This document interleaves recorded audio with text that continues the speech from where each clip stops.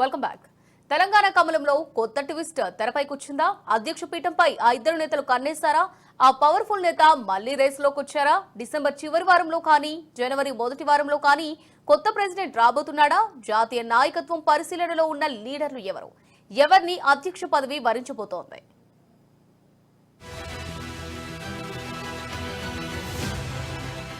తెలంగాణలో బీజేపీ కొత్త అధ్యక్షుడు ఎవరు?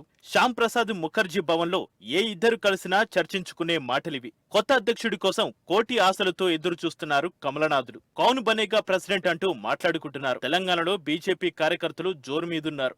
సభ్యత నమోదులోనూ సత్తా చాటారు. 35 లక్షలకు పైగా మెంబర్షిప్ ఉండడంతో దూకుడు పెంచాలని భావిస్తోంది తెలంగాణ బీజేపీ. రేవంత్ ప్రభుత్వ వైఫల్యాలను ఎండగట్టాలని వ్యూహరచన చేస్తోంది. తెలంగాణలో పాగా వేసి దక్షిణాదిలో పట్టు సాధించాలని హైకమాండ్ రూట్ మ్యాప్ సిద్ధం చేసినట్లు సమాచారం.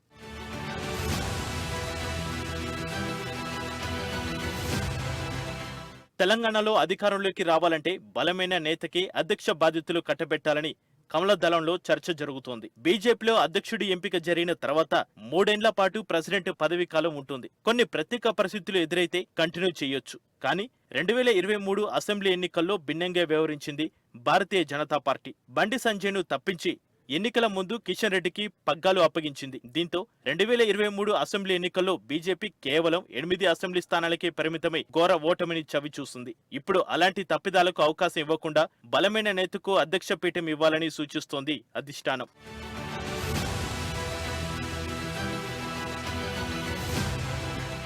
తెలంగాణ బీజేపీ అధ్యక్ష రేసులో ఇద్దరు ముఖ్య నేతల పేర్లు బలంగా వినిపిస్తున్నాయి. కేంద్ర మంత్రి బండి సంజయ్, మల్కాజ్గిరి ఎంపీ ఈటల రాజేందర్ పేర్లు ప్రముఖంగా వినిపిస్తున్నాయి. క్యాడర్లో మాత్రం మరొక అవకాశం బండి సంజయ్ కు ఇవ్వాలనే డిమాండ్ బలంగానే వినిపిస్తోంది. హైకమాండ్ కు కొందరు లీడర్లు లేఖలు కూడా రాసినట్లు సమాచారం. పార్టీకి గతంలో ఎప్పుడూ లేని విధంగా ఊపు తెచ్చిన బండి సంజయ్ ను ఎన్నికల ముందు తీసివేయడం వల్లే పార్టీకి నష్టం జరిగిందని పార్టీ వర్గాల్లో చర్చ జరుగుతోంది. ప్రజా సంగ్రామ యాత్ర ద్వారా వేల కిలోమీటర్లు పాదయాత్ర చేసి క్షేత్రస్థాయిలోకి పార్టీని బలోపేతం చేశారు.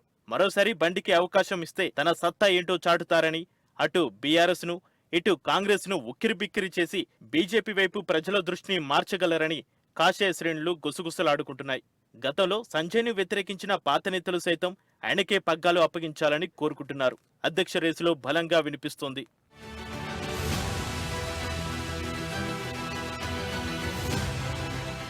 తెలంగాణ రాజకీయాల్లో ఈటలకు విశేష అనుభవం ఉంది. అన్ని పార్టీల నేతలతో విస్తృత సంబంధాలు ఉన్నాయి. రాజేంద్రుడికి అమిత్ షా ఆశీస్సులు ఉన్నట్లు జోరుగా చర్చ జరుగుతోంది. పాత నేతకు కాకుండా బలమైన నేతకు అధ్యక్ష పదవి ఇవ్వాలనుకుంటే మొదటి వరుసలో ఈటల ఉంటారని కాషాయ వర్గాలు అంటున్నాయి. జాతీయ నాయకత్వానికి దగ్గరై కాషాయ సిద్ధాంతాలను సైతం వంట పట్టించుకుంటున్నారనే టాక్ వినిపిస్తోంది.